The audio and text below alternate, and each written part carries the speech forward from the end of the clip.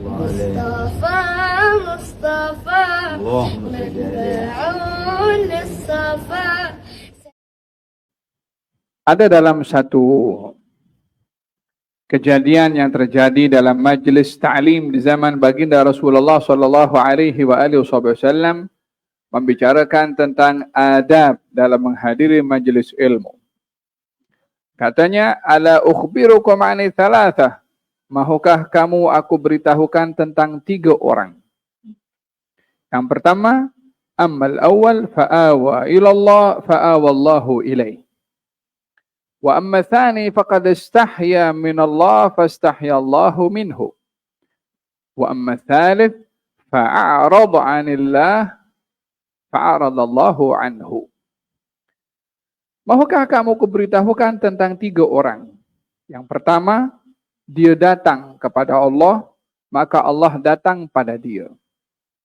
Yang kedua, dia malu kepada Allah, maka Allah malu kepada dia. Yang ketiga, dia berpaling dari Allah, maka Allah pun berpaling daripada dia. Hadis ini memberikan kepada kita gambaran bila kita ingin tahu kedudukan kita di sisi Allah, hendaklah kita mengetahui di manakah kedudukan Allah pada kita. Karena dalam hadis ini katanya datang pada Allah, Allah datang pada dia, sama. Yang kedua, dia malu pada Allah, Allah malu pada dia, sama. Yang ketiga, dia berpaling dari Allah, Allah berpaling daripada dia, pun sama. Sikap yang ditunjuk oleh Allah bergantung kepada sikap yang kita tunjuk pada Allah. Man aqbal ala Allahi jumlah, aqbalallahu alaihi jumlah.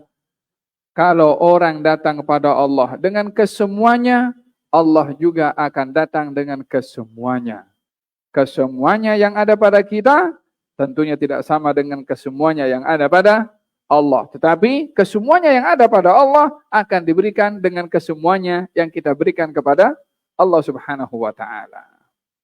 Jadi kita ini kalau ingin tahu bagaimana Allah menyikapi kepada kita, kita kena mesti tahu apa yang kita lakukan untuk Allah Subhanahu wa ta'ala. Hal yang pertama tadi katanya dia datang kepada Allah. Maksudnya itu dalam majelis ilmu ada merapat. Dalam majelis ilmu yang dicari adalah ilmu yang mengingatkan kita pada Allah. Majelis ilmu ramai, banyak, macam-macam. Tapi yang menghadiri majelis ilmu untuk mengenali kepada Allah, ilmu apapun juga, maka itu adalah termasuk orang yang datang kepada Allah dan Allah akan datang kepada dia. Maksudnya, orang yang semangat datang mencari ilmu, orang yang sungguh-sungguh mencari ilmu, orang yang betul-betul mencari ilmu, maka dia datang kepada Allah.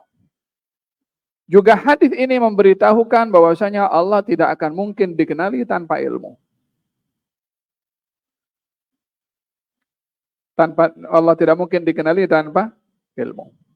Orang yang ingin bertafakur tentang Allah tanpa bimbingan ilmu, dia boleh pikir macam-macam. Nanti nampak cahaya, ini Tuhan kot. Ya kan? Macam sebagian orang pergi, entah pergi ke gunung ke, wala pergi gua ke, wala pergi mana ke. Ntar dengar dia berkhalwah, dengar nampak sikit-sikit apa bunyi, mungkin kucing lalu ke. Sudah pikir sudah malaikat datang. La haula wala quwwata illa billah. Tanpa ilmu, dia mudah tersesat. Oleh sebab itu, Allah tidak mungkin dikenali tanpa ilmu. Oleh sebab itu, orang itu datang majelis ilmu, dia belajar untuk kenal kepada Allah. Jadi perbetulkan niat untuk datang ke sini. Yang kedua, dia malu kepada Allah. Dia nampak majelis, dia nak tinggalkan majelis itu malu. Dia nampak orang. Maka dia pun duduk di belakang-belakang situ. Bukan duduk belakang tu pasal memang dia posisinya majelis tu dah sampai di belakang situ. Tapi dia malu nak pergi. Maka duduk belakang. Jadi motifnya duduk belakang tu adalah karena segan nak pergi, nak duduk pun tak kuat semangat. maka yang seperti ini Allah pun malu pada dia. Maknanya, okeylah. Allah yang malu kepada seseorang tak akan diadab oleh Allah Subhanahu Wa Taala. Yang ketiga, dia berpaling dari Allah. Berpaling maksudnya di sini bukan hanya datang tinggalkan majlis, komplain, kritik, tuduh bukan-bukan, sehingga menyebabkan dia tak datang dan dia menyebabkan orang lain pun tak datang. Maka dia berpaling dari Allah, Allah pun berpaling daripada dia. Moga-moga kita termasuk yang pertama tadi. Yang datang kepada Allah, untuk kenal kepada Allah, untuk dilayan oleh Allah Subhanahu Wa Taala. Amin Allahumma